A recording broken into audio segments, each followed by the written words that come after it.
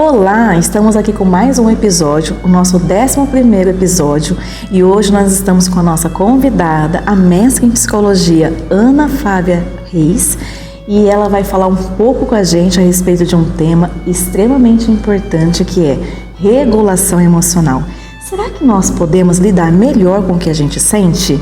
E ela vai falar um pouco a respeito disso pra gente hoje. Espero que você goste deste episódio, curta, compartilhe e se inscreva no canal. Um prazer tê-la aqui com a gente hoje. Fiquei muito feliz que você aceitou o nosso convite. Acompanho você, sei que você é uma profissional exímia aqui em Campo Grande. E assim, sou sua fã, né? E eu tenho certeza que muitas coisas que você vai falar aqui com a gente hoje vai contribuir com as pessoas que nos assistem.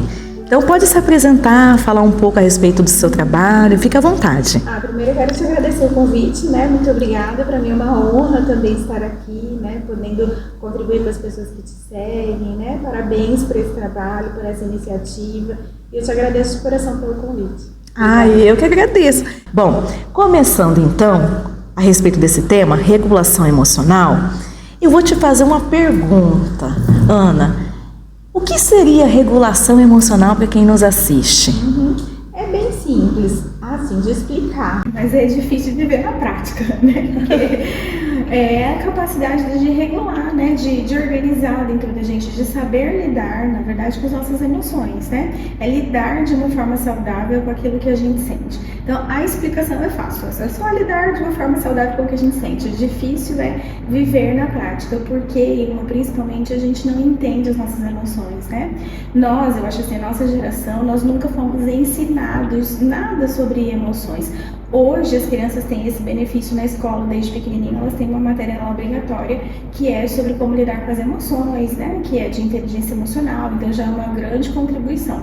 Mas na maioria de nós que somos os pais, os principais cuidadores dessas crianças, a gente não aprendeu. Então a gente lida da forma que a gente consegue, né? E cada um de nós tem as suas dificuldades.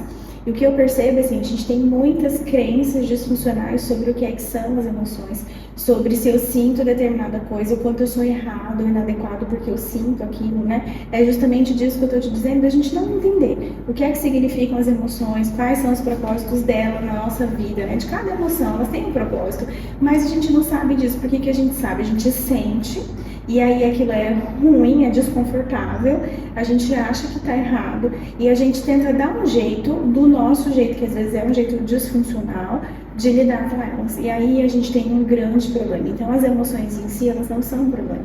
O problema é o que a gente faz para lidar com elas, porque daí isso tem um impacto em uma série de coisas na nossa vida, né? Nos nossos relacionamentos, na gente, pra gente mesmo, muitas vezes no nosso autocuidado, ou na nossa paz interior também, né? Porque a gente fica com culpa, fica arrependido. Enfim, assim, uma série de complicações que o não entender as emoções acaba trazendo pra gente. Por isso que eu acho fundamental uma conversa sobre isso, né? Sim. Porque todos nós sentimos emoções, vamos sentir para sempre, porque somos humanos, e a gente precisa entender o propósito delas na nossa vida, naquele momento, pra gente aprender a lidar com elas.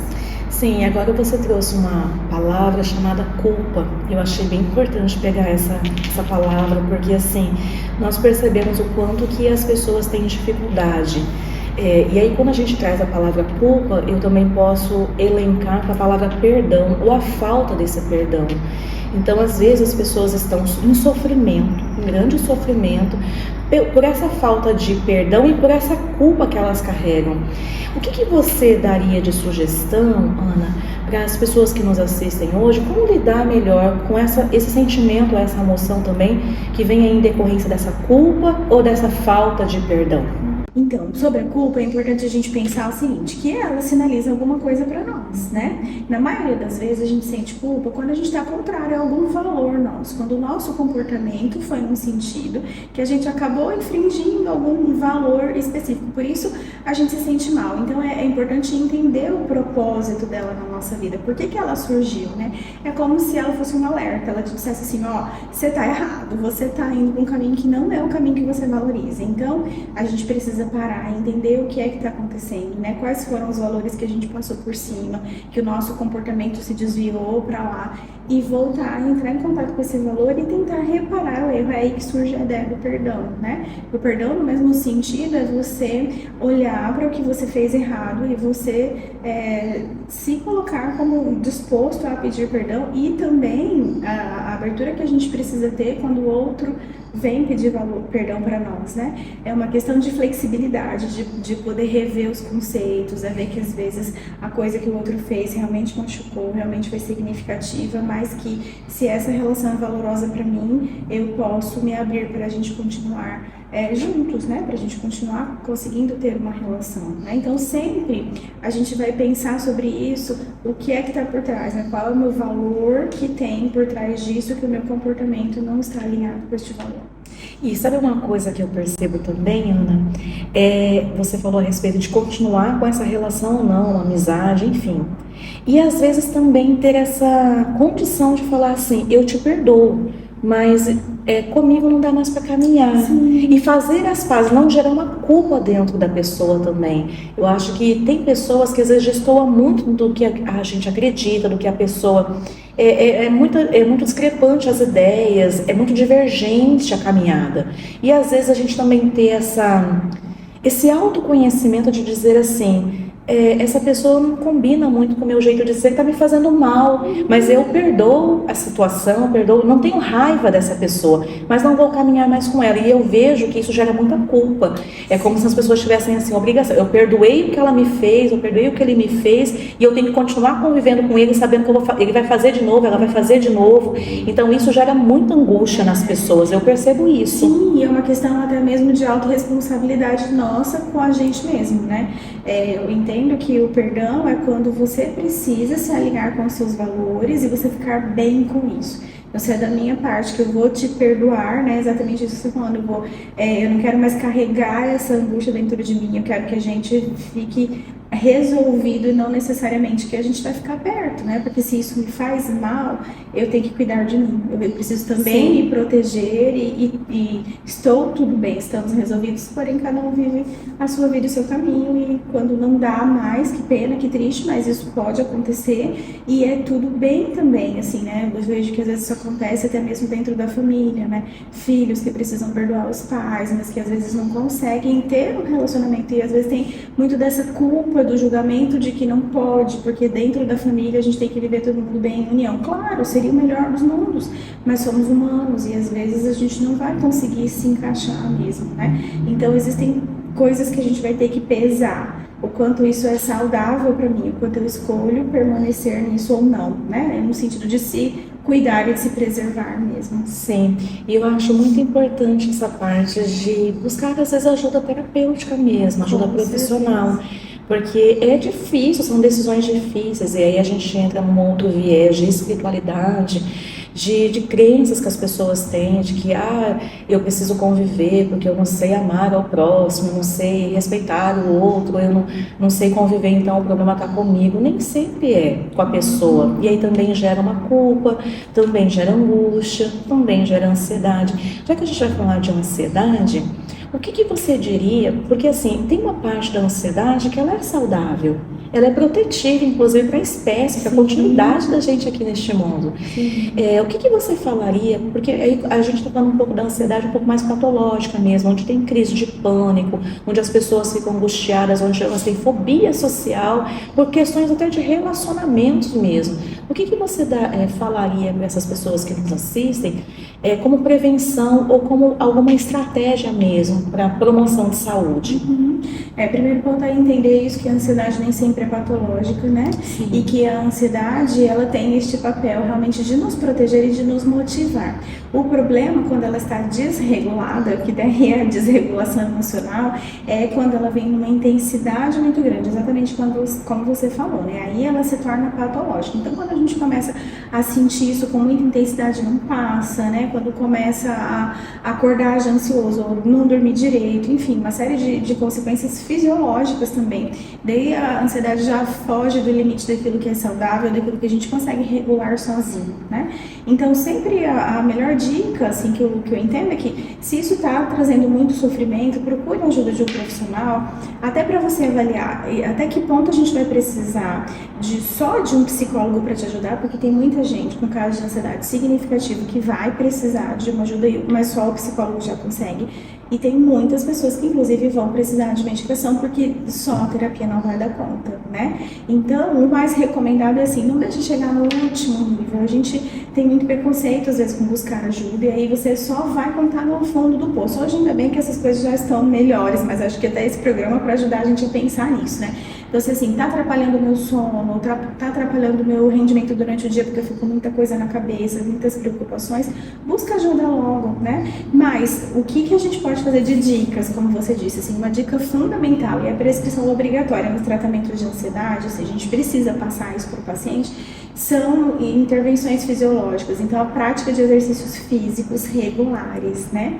Então, quem faz isso e quem tem ansiedade e experimenta isso na sua vida sabe o quanto a prática de exercícios, principalmente os aeróbicos, contribuem para que você regule a sua ansiedade, né? E que você consiga dormir melhor, que você consiga acordar mais tranquilo no outro dia, mais descansado. Então, não é assim, se der eu faço, é prática, prescrição obrigatória, né? E uma coisa também fundamental da gente pensar são as práticas de respiração, o mindfulness, que hoje a gente tem como também tratamento de primeira linha, né? De você ter um tempinho ali de meditar realmente, de ficar em contato com você, atenção no presente momento, porque a ansiedade faz a nossa cabeça ficar lá na frente, né? Eu gosto muito de trabalhar com pessoas que têm transtorno de ansiedade, porque eu sou uma pessoa ansiosa, então eu falo para os meus pacientes assim, eu sei tudo sobre ansiedade, é de carteirinha, porque eu sou ansiosa, minha mãe é ansiosa, minha avó é ansiosa, então todo mundo, né, tem ansiedade lá em casa. Pra mim é muito fácil trabalhar isso, mas fora esse detalhe, eu acho que os pacientes com ansiedade, eles são os melhores para mim, eu penso, porque na maioria das vezes essa mobilização que a ansiedade tem, que eu disse assim, ela mobiliza o nosso comportamento para agirmos, né? Ela mobiliza para você fazer o melhor também. Eu falo que a ansiedade é uma energia de vida, que você é diferente da depressão, que não é uma energia de vida, é uma energia que te puxa para baixo, né? A ansiedade, os pacientes, você propõe uma tarefa, eles geralmente fazem, né? Eles se engajam muito no que é proposto do tratamento. Então, geralmente o tratamento para esses pacientes vai muito rápido, você vê os resultados assim, então muito bom, né? Buscar ajuda sempre, assim, tentar buscar então essa ajuda preventivamente, acho que essa seria a principal dica. Legal, e também eu acredito que a regulação do sono, porque a gente sabe que o sono é um preditor de muitos problemas em relação à saúde mental, né? Sim. Então, eu acredito que regular esse sono. E aí a gente tem aí um grande desafio, porque como que regula sono de ansioso, né? E como que regula sono de TDAH, né? Como que regula sono de tantos outros transtornos e tal? E as pessoas falam assim, Ilma, você fala isso porque você não tá na minha cabeça, né? A minha cabeça é acelerada 24 horas. Eu deito, esses dias eu vi um meme na internet, Ana, que a pessoa deitava e ficava um monte de assim, como se fosse um filme passando na cabeça, assim, uma festa acontecendo na mente da pessoa, né? E aí a pessoa mandou pra mim e disse assim, isso aqui retrata bem a minha mente. Eu imagino. Então, assim, é aquela mente acelerada que mesmo quando deita para dormir, não vem o sono. E aí a gente tem essa questão de todos os médicos, todas as áreas da ciência falam a respeito da atividade física, e a gente tem um tabu aí, porque eu enfrento muita dificuldade com os meus pacientes. E aí eu tenho tido uma estratégia, vou te contar. Porque quando você escuta a palavra atividade física, o que vem na tua mente? Esforço, Academia. Né? Eu pergunto isso para eles. Quando eu falo atividade física, o que vem na tua mente? Academia. E muitos têm aversão de academia. Muitos. E aí eu falo assim, então vamos fazer o seguinte. O que você gosta de fazer? Até dança os meus pacientes estão fazendo. Por quê? Eu falo assim, eu não falo mais atividade física, eu falo assim, exercício. A gente precisa fazer exercício. Como vai ser esse exercício? Vai ser através de uma dança, de uma... se vai ser na natação, se vai ser um jiu-jitsu, se vai ser uma luta, eu não sei. Você precisa colocar esse corpo a movimentar. Eles dão risada, falam assim, eu gosto de bicicleta, Ilma. Então, bora pedalar. Eu gosto de luta. Eu fiz luta há 5 anos atrás. Bora lutar. E eu tenho visto coisas incríveis acontecendo, deles voltando a praticar alguma coisa nesse sentido, mas não exatamente academia. Então eu quero assim deixar esse ponto aqui, porque eu acho que é bem importante, porque quando a gente fala atividade física, as pessoas ficam aversivas à academia. Sim. Eu pratico, né? Eu faço na academia, mas tem muita gente que tem aversão à academia, que não gosta de ir. Então tem outras coisas. Você acabou de falar da caminhada, por exemplo. Ótimo! Claro, vai caminhando, aí, bota o tênis e vai, né? Põe um fone de ouvido e manda ver. E se conseguir, no meio da caminhada, dar uma corridinha melhor, né? De 1 minutinho que seja, já vai dar uma acelerada aí, já vai contribuir, né? Eu penso em uma que colocar isso como um propósito mesmo. Sim. Né? Uma meta, porque aí a maioria deles fala pra mim, deve falar pra você também, assim, mas não dá, não cabe na minha rotina. Sim. Se a gente for deixar o dia que a gente quiser ir, o dia que der, a gente não vai. Então tem que ser uma meta de tal, todo dia, 3 vezes na semana, de que horas a que horas, porque este é o meu compromisso, é o propósito que eu vou. Sem eu estar com vontade mesmo, sem eu estar num dia de sol, tá chovendo, a gente vai porque a gente tem aquele compromisso. E aí, eu sempre falo pra eles, experimenta, vamos fazer um experimento de 2 semanas. Se em 2 semanas você sentir a mudança no teu corpo, beleza. Se você não sentir nada, não precisa fazer mais. Mas eles geralmente sentem. Então, que bom. Sim. 2 semanas é o tempo que dá para eles sentirem que tem diferença no sono, que tem diferença nessa sensação de leveza, de descanso, que faz todo sentido, né? Eu, quando fico de férias, que daí a gente acaba pulando a academia, quando dá 5 dias eu começo a não dormir mais. Eu falo, gente, mas não é possível. É impressionante. Mas sobre isso, eu queria falar também uma coisa importante que você falou, né? Sobre a higiene do sono e tal. Muitas vezes a gente luta contra a coisa de que tipo eu acordei neste momento. Então, eu percebo, assim, na minha vida mesmo prática, que às vezes eu estou realmente ansiosa porque tem coisas que estão acontecendo e a minha ansiedade está me acordando no sentido de eu ter que resolver aquilo e minha cabeça começa a trabalhar, mas eu sei quais são os problemas, né? Outras vezes não tem, de repente, eu acordei, talvez porque faz uma semana que eu não vou na academia, enfim, né? E às vezes a gente briga com esse sono. É assim, nossa, que raiva, eu tinha que estar dormindo, mas amanhã eu vou passar mal, e a gente começa aquela história. Então a gente já está tendo uma dificuldade porque a gente não está dormindo naquele momento. E esses nossos pensamentos começam a piorar o fato, e a gente aí não dorme mesmo.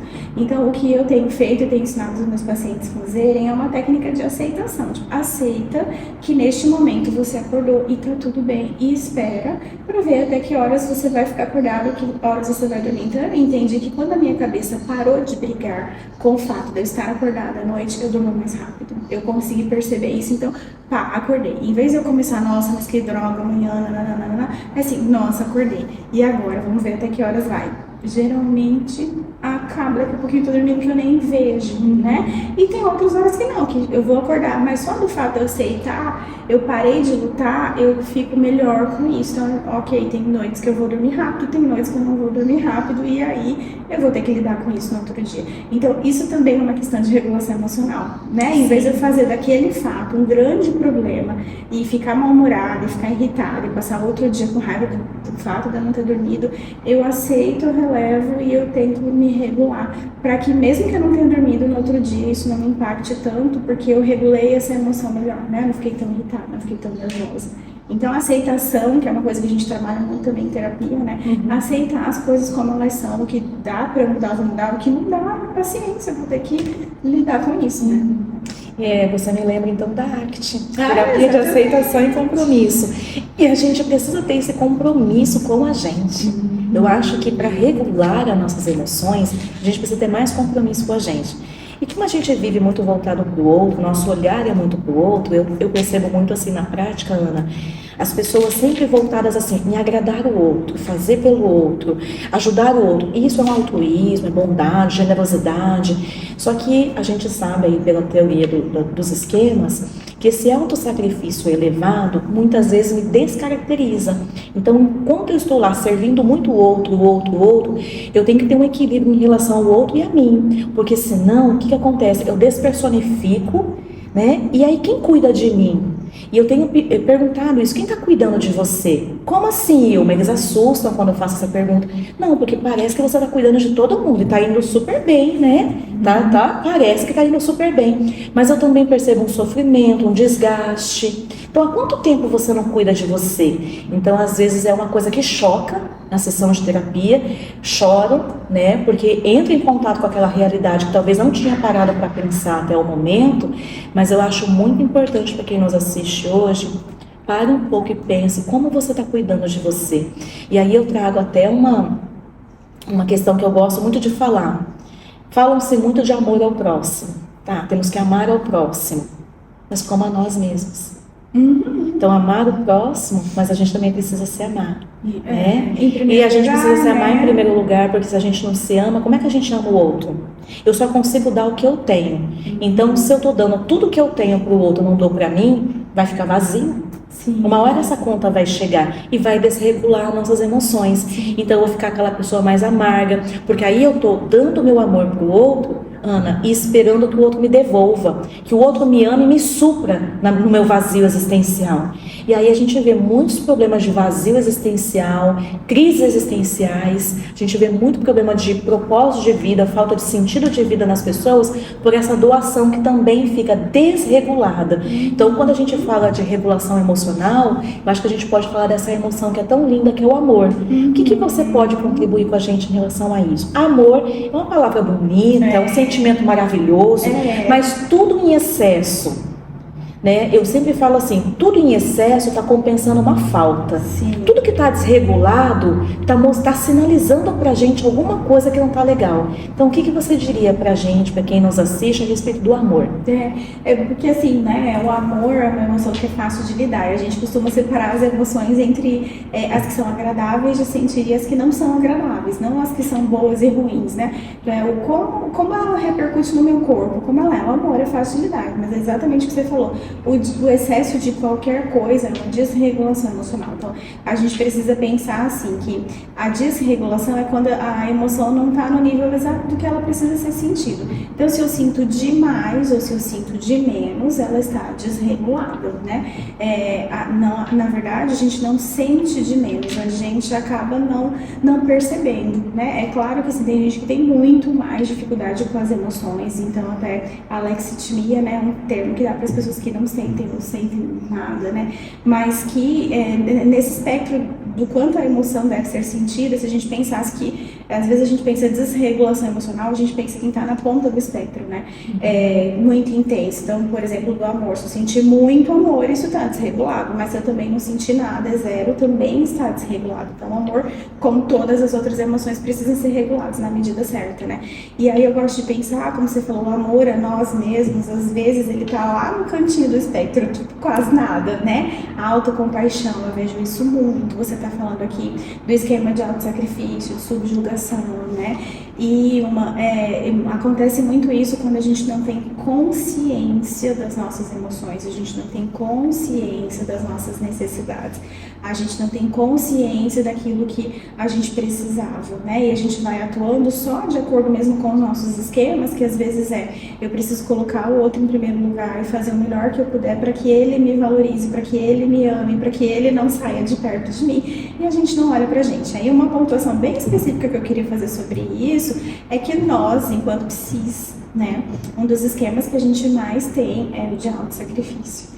Eu vejo em supervisão muito isso, assim, que às vezes o psicólogo passa, sei lá, a tarde inteira em atendimento e às vezes ele não para pra fazer xixi, ele não para pra tomar uma água, pra fazer um lanche, né? Que é o autossacrifício, porque eu preciso ficar com o meu paciente aquele tempo todo que tá ali e na hora que sair eu não posso atrasar o outro 2 minutinhos ou eu não me dou 5 minutinhos pra descansar, né? Enfim, e a gente nem olha pra gente, né? Então, isso não é regulação emocional. Eu falo assim, o primeiro passo da regulação emocional pode parecer pra gente mais simples, mais bobo, é até o nome do meu podcast, é a consciência, né? Então, porque a gente precisa, por isso que eu gosto dessa palavra, eu acho que assim, na psicologia isso é fundamental, é a gente ter consciência do que acontece dentro de nós. E a gente vai vivendo o piloto automático, a gente não tem consciência. Então, eu não tenho consciência de porque eu não paro para fazer xixi ao longo da tarde, né? Mas a ideia é de que quando eu paro para refletir sobre isso, eu sei, eu me conhecer de quais são os meus esquemas que são ativados, que me colocam nesse comportamento, né? E que me fazem fingir que as minhas emoções não existem. Então, a gente acaba atuando como um robô, né? Então, pensar que a autorregulação das emoções é você, primeiro passo, ter consciência daquilo que você sente. Então, perceber. É por isso que o mindfulness vai entrar aí mesmo como o principal ponto da regulação emocional, do estar atento àquilo que acontece comigo, àquilo que acontece no meu corpo neste momento. E o segundo passo é eu conseguir ter consciência do que é que isso sinaliza para nós, pensando sempre que a emoção é um sinalizador. Ela atua no nosso corpo de várias formas, tentando nos proteger, nos defender, nos motivar, né? Enfim, eu vou precisar entender o que essa emoção está sinalizando para mim agora, porque eu gosto de falar o seguinte: as emoções falam, a gente que não sabe ouvir o que elas estão querendo dizer. Aí quando a gente não sabe ouvir, que não tem regulação emocional, a gente passa por cima que nem um trator e vai fazendo o que tem que fazer, né? Então aí no caso do amor, talvez ele tá te falando alguma coisa importante e você não tá vendo, né? Às vezes tá no excesso do amor, e aí é a grande dificuldade principalmente das mães também, né? De não colocar regras, de não colocar limites, de não dizer não, porque entende que precisa amar demais e que o amar demais é ser boa demais, né? Enfim, mas para todas as emoções, assim, falando no geral, a gente precisa ter essa consciência do que é que isso sinaliza para nós agora e olhar para isso, para aí então a gente buscar a resolução. Na maioria das vezes, como que acontece no normal da nossa vida, de porque a gente não tem regulação emocional? O estímulo acontece e a gente reage a ele, sem pensar, sem perceber, sem ter consciência, sem nada. Aconteceu, você reage, e aí é que tá o problema. Então a pessoa te falou uma coisa, isso ativa os seus gatilhos e você começa a reagir daquele jeito. Ou então, você fica quietinha, guarda pra você, chora, finge que não aconteceu nada, segue plena. Não é regulação emocional, né? É claro que a gente vai ter que pensar que não vamos ter regulação emocional o tempo inteiro. Nem a gente, eu falo, nem os psicólogos que, né, anos de terapia, que trabalham com isso todo dia, que ensinam os pacientes todo dia. A gente não tem regulação emocional o tempo inteiro porque somos humanos e tá tudo certo, né? Mas é a ideia que a gente seja um modelo de regulação emocional para os nossos pacientes. Então a gente precisa entender os passos, né? E acima de tudo, o que aquela emoção significa para nós naquele momento da nossa vida. E tem tudo a ver com os nossos valores. Sim, e a falta de consciência gera consequência. Como você falou, a pessoa não se permite ir ao banheiro, parar para tomar uma água, respirar, fazer um intervalo maior entre um atendimento e outro. Isso vai gerar uma consequência, geralmente adoecimento. Sim. E aí entra num tema, né, que eu até já conversei com uma outra colega também, psicóloga, quem cuida do cuidador, né? Então a gente também precisa ser cuidados, né? Nós cuidamos de tantas pessoas, então para você, psicólogo, profissional, estudante, acadêmico, que nos assiste hoje, é muito importante você também ter alguém que cuide de você, ter um lugar seguro onde você possa falar, onde você possa expressar as suas vulnerabilidades, porque eu acho que tem até uma cobrança externa da população, da sociedade, que é assim, esses dias eu ouvi assim, uma psicóloga teve um comportamento disfuncional, a pessoa estava me relatando. Aí eu disse, mas ela não pode ter? Não, mas ela é psicóloga, Ilma. Então, o que se espera do psicólogo? Uma plenitude 24 horas. Somos humanos, temos vulnerabilidades, então tem horas que a gente vai talvez chorar, se irritar, talvez a gente vai tentar regular um pouco mais alguns comportamentos, mas a gente vai sentir. Todos vamos sentir. Vai agir sem pensar. Vai agir sem pensar. Talvez vai dar uma resposta desregulada, né? Exatamente. Vai ter que pedir perdão. Vai errar como qualquer outra pessoa, só que você vê o nível de exigência da sociedade sobre um psicólogo, né? É assim, mas ela é psicóloga, Ilma. Ou seja, o que se espera de um psicólogo? Uma pessoa plena, né? Que fica assim, zen, 24 horas. Quem dera se nós fôssemos maridos, né?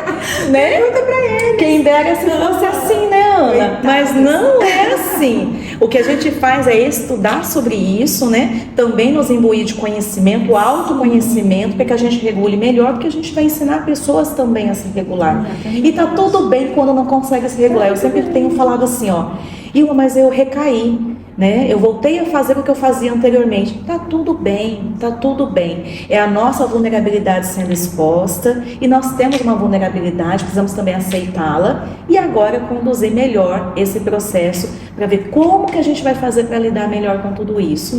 Ana, a gente está indo para os nossos momentos finais, né? Estou muito feliz da tua participação aqui com a gente, né? Conta conosco, tá? É sempre que precisar também, conta com a gente aqui no Instituto, né? E quero também agradecer aos nossos patrocinadores, que eu não posso deixar de falar deles, né? Que aí a gente tem a Expande Testes Psicológicos, que é uma distribuidora autorizada de testes psicológicos das editoras Vetor, Pearson e Ogref, aqui no estado do MS, aí com a nossa amiga Luciana. Temos também a J Contabilidade, que é uma empresa de contabilidade com o Jefferson e sua equipe, onde eles estão preparados para contribuir com vocês, com todo tipo de empresa, e fazem também consultoria para ajudar a regularizar os negócios. Então não fique de fora, né? A gente vai colocar aí os contatos desses patrocinadores, entre em contato com eles, são empresas assim que acreditam nesse podcast, a gente também gosta muito deles, eles são fornecedores do Instituto também. Nosso 11º episódio, né, Aprendendo a Florescer, com o tema regulação emocional. Será que podemos lidar melhor com o que sentimos?